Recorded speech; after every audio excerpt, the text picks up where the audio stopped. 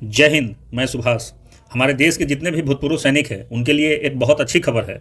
हम सब जानते हैं कि सेना के लोग बहुत ही अर्ली एज में रिटायर हो जाते हैं, क्योंकि सेना में फिजिकल फिटनेस का बड़ा महत्व होता है। तो सेना में फिजिकल फिटनेस को मेंटेन करने के लिए सेना को यंग रखना पड़ता है, और इसके कारण जो जवान हैं 15 साल, 17 साल, 19 साल की सेवा के बाद रिटायर हो जाते हैं। लेकिन रिटायरमेंट ऐसे समय पर होती है जब उनके कंधों पर परिवार की बहुत सारी जिम्मेदारियों का बोझ होता है। बेटे बेटियों की पढ़ाई का खर्चा, भाई बहन है तो उनकी पढ़ाई का खर्चा, शादी ब्याह का खर्चा, माँ बाप हैं तो उनकी देखभाल, दवाई का खर्चा, ये तमाम जिम्मेदारियां उनके समक्ष होती हैं। लेकिन पेंशन के कुछ हज़ार रुपयों से इन तमाम खर्चों की पूर्ति नहीं हो पाती है। परिणाम स्वरूप हमारे भूतपूर्व सैनिकों को प्राइवेट सिक्योरिटी गार्ड की नौकरी करनी पड़ती है। इससे खेदजनक बात और क्या हो सकता है कि सेना में एक सम्मानजनक जीवन जीने के बाद, एक शानदार सेवा देने के बाद, रिटायर होने के बाद आपको फिर से प्राइवेट सिक्योरिटी गार्ड की नौकरी करनी पड़ती है। तो ऐसे लोग जो सेवानिवृत्त होने के बाद नौकरी की तलाश में हैं और एक सम्मानजनक नौकरी चाहते हैं, उनके लिए एक बहुत अच्छा अवसर सामने है। ओडिशा पुलिस का एक स्पेशल विंग है जिसका नाम है Odisha special striking force. Odisha special striking force, short में इसको OSSF बोलते हैं। इसकी ओर से एक नोटिफिकेशन जारी किया गया है, एक विज्ञापन जारी किया गया है, जिसमें बताया गया है कि OSSF की 3 नई बटालियन खड़ी की जा रही है। उसमें भूतपूर्व सैनिकों की बहाली होगी। इसके लिए जो आवेदन करने की तारीख है वो 20 नवंबर 2024 से 10 दिसंबर 2024 के बीच है। इस बीच में सैटरडे, संडे और जो कोई पब्लिक हॉलीडे है उसको छोड़ करके आवेदन कैसे करना है, आइए आगे बात करते हैं। इससे पहले देख लेते हैं कि अलग अलग रैंक्स के लिए वेतन कितना निर्धारित किया गया है। तो सबसे पहले जो JCO है, जूनियर कमीशन्ड ऑफिसर, इनकी सैलरी होगी 40,000 रुपये और इनकी टोटल वैकेंसी है 153, यानी 51 लोग पर बटालियन। 3 बटालियन के लिए बहाली होनी है, तो 51 लोग एक बटालियन में होंगे, 3 बटालियन में 153 लोग। इसके लिए कौन लोग आवेदन दे सकते हैं? तो जो आर्मी से सूबेदार, मेजर, सूबेदार, नायब सूबेदार के पद से सेवानिवृत्त हुए हैं, या आर्मी के अलावा नेवी और एयरफोर्स में भी इसी के समकक्ष रैंक से सेवानिवृत्त हुए हैं, या इसमें जो पैरामिलिट्री फोर्स के लोग हैं जिसको CAPF बोलते हैं, सेंट्रल आर्म्ड पुलिस फोर्स, उसके लोग भी आवेदन दे सकते हैं। यानी ये जो बहाली है ये भूतपूर्व सैनिकों के लिए भी है और अर्धसैनिक बल के रिटायर्ड लोगों के लिए भी है। दूसरा है NCO यानी नॉन कमीशन्ड ऑफिसर। NCO में लांस नायक, नायक और हवलदार आते हैं। इनकी वैकेंसी है 777 और इनका जो वेतन होगा 32,000 रुपये पर मंथ। इनके लिए भी वही है कि जो लोग आर्मी या CAPF से सेवानिवृत्त हो चुके हैं NCO रैंक से, वो लोग आवेदन दे सकते हैं। तीसरी कैटेगरी है सिपाही की। इनकी कुल वैकेंसी है 2025 और इनका जो वेतन होगा 30,000 रुपये पर मंथ। इसके लिए भी वही है कि आर्मी से, सिपाही से रिटायर हुए हों या पैरामिलिट्री फोर्स से आए हों। इसमें नेवी और एयरफोर्स के लोग जो नेवी और एयरफोर्स से जो सेवानिवृत्त हुए हैं वो लोग एलिजिबल नहीं हैं, केवल आर्मी और CAPF। इसमें 21 मिनिस्ट्रियल पोस्ट भी है जिसकी सैलरी है 40,000 रुपये प्रति माह।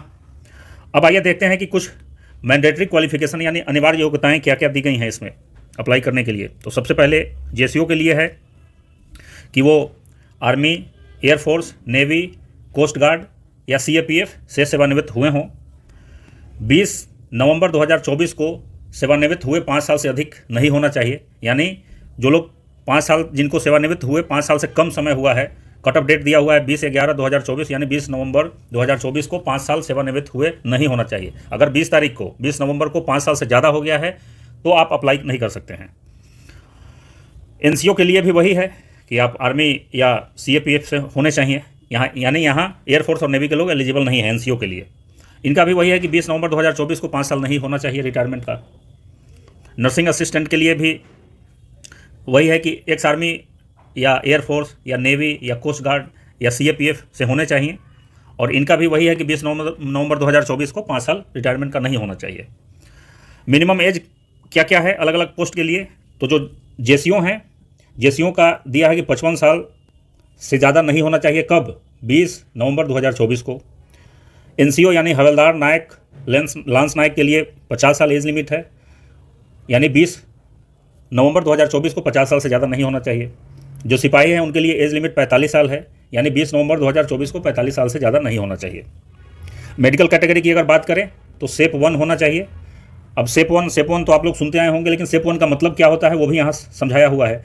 इसमें ये SHAPE जो 5 लेटर्स हैं, उन पाँचों से अलग अलग शब्द बनते हैं, उन सबको मिला करके ये शेप 1 बनता है। तो इसमें जो शेप 1 है उसमें एस से होता है। एस का मतलब होता है साइकाइट्रिक, इसका मतलब है कि मानसिक रूप से बीमार नहीं होना चाहिए। एच का मतलब होता है हियरिंग, यानी सुनाई, कान से सुनाई दे रहा हो।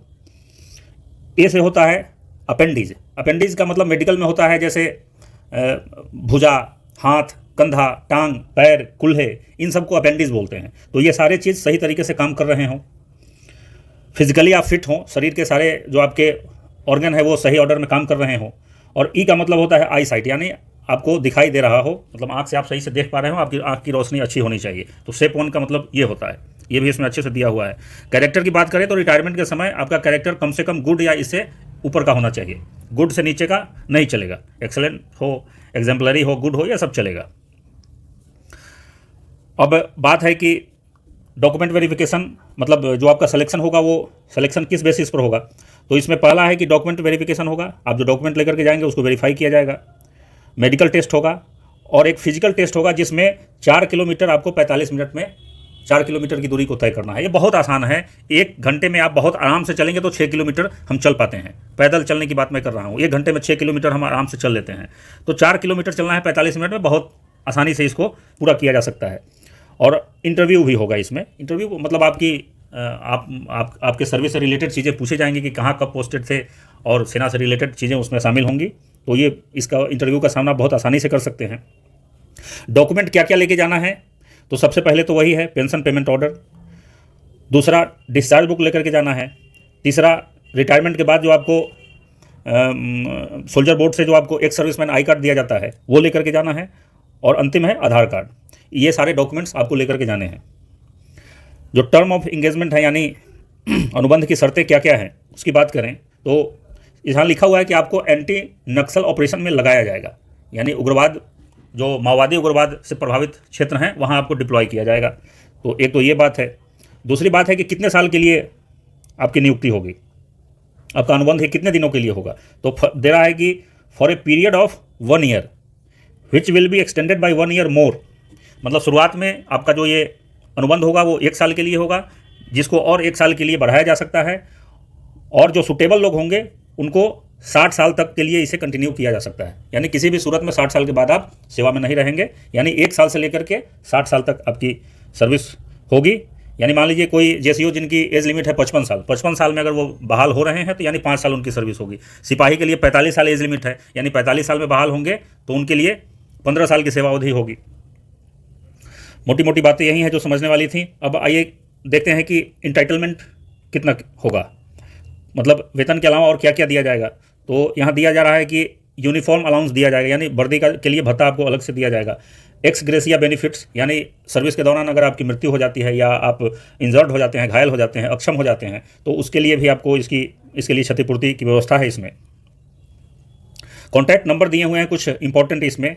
एक है श्री तपन कुमार मोहराना जी, ये असिस्टेंट कमांडेंट है, इनका कॉन्टैक्ट नंबर दिया हुआ है। दूसरा है एक्स सूबेदार संतोष कुमार बहेरा, इनका ये कॉन्टैक्ट नंबर यहाँ दिया हुआ है। आपको अगर कुछ भी पूछताछ करनी है तो आप इन कॉन्टैक्ट नंबर्स पर कॉन्टैक्ट कर सकते हैं।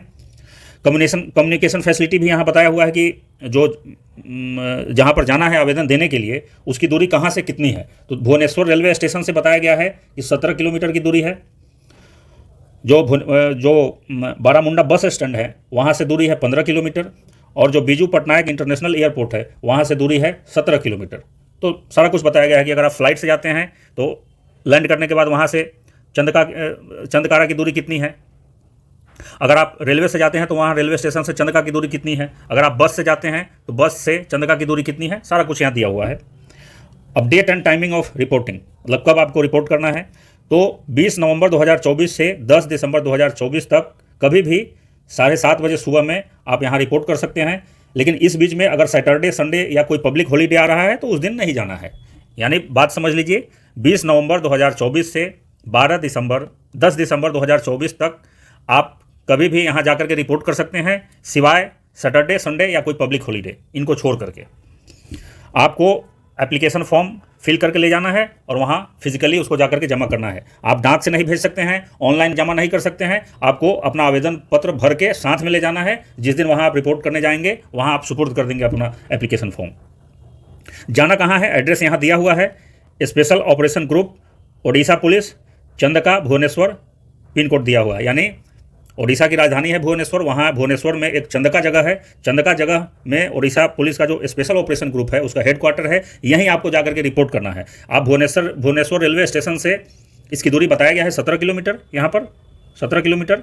और अगर आप एयरपोर्ट से जाते हैं तो भी 17 किलोमीटर है, आप बस से जाते हैं तो वहाँ से 15 किलोमीटर है। तो एकदम सब कुछ साफ साफ दिया हुआ है। अब ये एक एग्रीमेंट पर आपको साइन करना पड़ेगा, उस एग्रीमेंट का यहाँ फॉर्मेट दिया है, इसको आप प्रिंट करा लेंगे। इस एग्रीमेंट को भर करके इस पर साइन करके आप अपने आवेदन के साथ इसको लेकर के जाएंगे। सारी चीज़ें आप पढ़ करके देख लेंगे, वीडियो लंबा हो जाएगा अगर मैं एक एक के ऊपर चर्चा करूँ तो। इसके साथ ये एप्लीकेशन फॉर्म भी दिया हुआ है। सबसे पहले देख लीजिए, ये जो एग्रीमेंट आप साइन करेंगे इसमें 2 विटनेस की भी ज़रूरत है, विटनेस 1 विटनेस 2, तो ये आप देख लेंगे। अब इसके साथ यहाँ आपका फुल सिग्नेचर होगा। अब ये एप्लीकेशन फॉर्म यहाँ दिया हुआ है, इसका फॉर्मेट दिया हुआ है, इसी फॉर्मेट में आपको अपना एप्लीकेशन फॉर्म भर करके ले जाना है। आप चाहें तो वहाँ चंदका भुवनेश्वर में जा करके भी एप्लीकेशन फॉर्म भर सकते हैं, लेकिन मैं आपको सलाह दूंगा कि आप घर से इत्मीनान से सब कुछ सही से लिख करके जितने भी डॉक्यूमेंट बताए गए हैं उसको तैयार करके इस एप्लीकेशन के साथ अटैच करके और इत्मीनान से जाएंगे तो अच्छा रहेगा। वहाँ जाकर के अब सब कुछ आप करेंगे तो फिर भागम भाग में हो सकता है कहीं कुछ गलत लिख देंगे, कुछ छूट जाएगा। तो अच्छा है कि घर से आप तैयार करके जाएं। मैं तेज़ी से एक बार बता दे रहा हूँ कि कहाँ क्या लिखना है। यहाँ नेम एंड सेक्स लिखना है, अपना नाम लिख देंगे यहाँ पर, और आप मेल हैं कि फीमेल हैं वो लिख देंगे। अपने पिताजी का नाम लिख देंगे, आपका जो परमानेंट एड्रेस है वो लिख देंगे, अपना डेट ऑफ बर्थ लिख देंगे, rank last health just before retirement, यानी जब आप सेवानिवृत्त हुए उससे ठीक पहले आप किस रैंक पर थे वो लिख देंगे आप। यानी आप अगर सिपाही से रिटायर हुए हैं तो सिपाही यहाँ लिख देंगे, अगर आप हवलदार से रिटायर हुए तो हवलदार लिखेंगे, लांस नायक जो भी आपका रैंक है रिटायरमेंट के समय उसको आप यहाँ लिख देंगे। Organisation force from where retired, यानी आप आर्मी से रिटायर हुए हैं, नेवी से हुए हैं, एयरफोर्स से हुए हैं या CAPF से हुए हैं, जो जहाँ से भी हुए हैं उसको यहाँ आप लिख देंगे। Details of last 3 posting held, यानी अपना जो अंतिम 3 पोस्टिंग का जगह है उसको यहाँ लिख देना है। रिटायरमेंट से ठीक पहले आप अंतिम 3 जगह कहाँ कहाँ पोस्टेड रहे हैं उसको यहाँ लिख देना है। अगर ये आपको याद ना हो तो आप अपने रिकॉर्ड ऑफिस से जाकर के इसको निकलवा सकते हैं। और कब से कब तक और कितने दिनों के लिए रहे हैं आप ये लिख देना है यहाँ पर। डेट ऑफ रिटायरमेंट, यानी किस डेट को आप रिटायर हुए उसको लिख देंगे। लास्ट पे ड्रॉन ग्रॉस, अंतिम जो आपका वेतन था वो कितना था उसको आप यहाँ लिख देंगे। नेशनलिटी आप यहाँ लिख देंगे। एजुकेशनल क्वालिफिकेशन आप यहाँ लिख देंगे, कितना पढ़े लिखे हैं उसको यहाँ लिख देंगे आप। Whether able to read write and speak Odia, क्या आप ओडिया भाषा को लिखने पढ़ने और बोलने में सक्षम है, यदि हाँ तो यहाँ यस लिखेंगे, नहीं तो नो लिखेंगे। कम्युनिटी अपना लिखेंगे कि आप जनरल हैं, SC हैं, ST हैं, OBC हैं, क्या हैं, जो भी है आप यहाँ मेंशन कर देंगे। वेदर एनी क्रिमिनल केस और विजिलेंस इंक्वायरी और departmental proceedings was initiated during the service career, यानी जब आप सेवा में थे तो कोई आपके खिलाफ विभागीय कार्रवाई हुई है, क्या हुई है तो उसका यहाँ जिक्र कर देना है, नहीं हुई है तो उसको खाली छोड़ देना है। डिटेल्स ऑफ रिवार्ड पनिशमेंट, यानी इस सर्विस में आपको अगर कोई पुरस्कार मिला है तो उसका भी जिक्र करना है, कोई पनिशमेंट मिला है तो उसका भी जिक्र करना है। 16 नंबर में कह रहा है details of post retirement engagement, यानी कहने का इसका मतलब है कि सेवानिवृत्त होने के बाद अगर आप कहीं काम कर रहे हैं तो उसके बारे में जानकारी यहाँ देनी है। अगर आप कहीं नहीं काम कर रहे हैं तो कुछ नहीं मत लिखिए, यहाँ नॉट एप्लीकेबल NA लिख दीजिए, NA। 17 में कह रहा है any other information candidate wants to give, मतलब ऊपर जो 16 बिंदुओं में आपसे जानकारियाँ ली गई उसके अतिरिक्त भी आपके पास कोई ऐसी जानकारी है जो आप देना चाहते हैं तो अपनी मर्जी से आप यहाँ पर दे सकते हैं। यहाँ प्रेजेंट एड्रेस आप अपना दे देंगे कि अभी आप कहाँ रह रहे हैं। यदि आपका परमानेंट एड्रेस और प्रेजेंट एड्रेस दोनों सेम है तो यहाँ भी सेम ही लिखेंगे। मोबाइल नंबर दे देंगे, ईमेल एड्रेस दे देंगे, यहाँ अपना सिग्नेचर कर देंगे और साथ में ये डिक्लेरेशन फॉर्म है, यहाँ अपना नाम, पिता का नाम, पता ये सब भर करके यहाँ भी सिग्नेचर करेंगे, प्लेस और डेट लिखेंगे। और इसके साथ जो भी रिक्वायर्ड डॉक्यूमेंट है जो यहाँ बताया गया है उसको आप अपने साथ ले जाएंगे, साथ में इसके अटैच करके और वहाँ जमा कर देंगे। तो ये बहुत अच्छा अवसर है जो लोग नौकरी की तलाश में हैं, जिनके ऊपर पारिवारिक और माँ बाप की जिम्मेदारियों का बोझ है, एक अच्छी नौकरी की तलाश में है, तो ये बहुत अच्छा अवसर है कि कहीं प्राइवेट सिक्योरिटी गार्ड की नौकरी करना 10-12 हज़ार 15 हज़ार रुपये में, उससे अच्छा है कि आप यहाँ जाइए। 20 नवंबर से लेकर के 10 दिसंबर के बीच में कभी भी सुबह 7:30 बजे आप जाकर के रिपोर्ट कर सकते हैं। एड्रेस दिया हुआ है, चंदका भुवनेश्वर में जाना है आपको और वहाँ इन सारे कागजातों के साथ इस एप्लीकेशन फॉर्म को आप घर से फिल करके ले जाइए, वहाँ रिपोर्ट करिए। 3000 बहुत बड़ी वैकेंसी होती है, बहुत सारे लोगों का इसमें सिलेक्शन हो जाएगा। इसके बारे में आप लोग कुछ अगर पूछना चाहते हैं तो कमेंट में लिखिए, मैं उसका जवाब दूंगा। इस वीडियो में इतना ही, फिर किसी अन्य मुद्दे पर आपके समक्ष पेश होऊंगा। तब तक के लिए धन्यवाद, जय हिंद।